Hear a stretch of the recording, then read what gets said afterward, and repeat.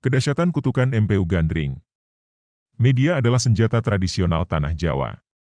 Ciri khasnya adalah senjata yang berkeluk, akhirnya tajam di ujung. Ada juga keris yang tanpa keluk cuma tajam di ujungnya saja.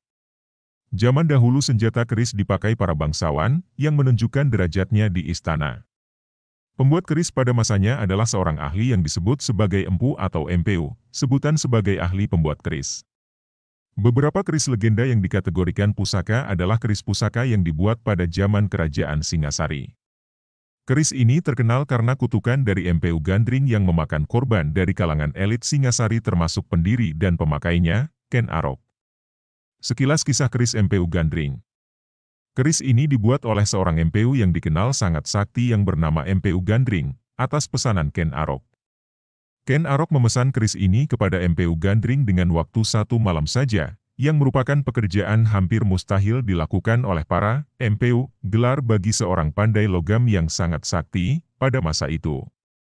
Namun MPU Gandring menyanggupinya dengan bantuan kekuatan gaib yang dimilikinya.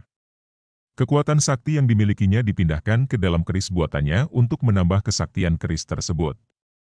Setelah keris selesai dengan hasil sempurna, MPU Gandring melanjutkan untuk membuat sarung kerisnya. Namun Ken Arok keburu datang mengambil keris tersebut yang menurutnya sudah 1 hari dan harus diambil. Siasat licik Ken Arok pura-pura ingin menguji keris tersebut.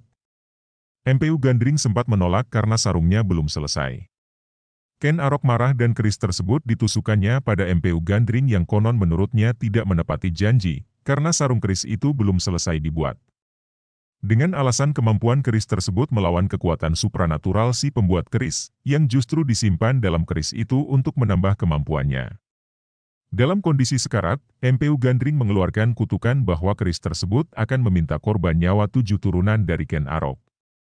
Dalam perjalanannya, keris ini terlibat dalam perselisihan dan pembunuhan elit Kerajaan Singasari. Tunggul Ametung kepala desa Tumapel, cikal bakal Kerajaan Singasari, mempunyai istri cantik Ken Dedes. Karena menurut Brahmana Lohgawe, barang siapa yang memperistri Ken Dedes akan menjadi raja dunia.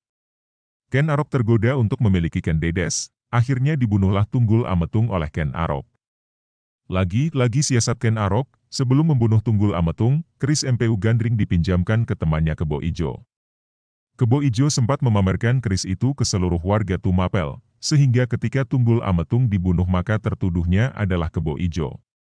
Kebo Ijo pun dibunuh oleh Ken Arok untuk menutupi kelicikannya. Akhirnya Ken Dedes pun dipersunting Ken Arok, jadi Raja Singasari.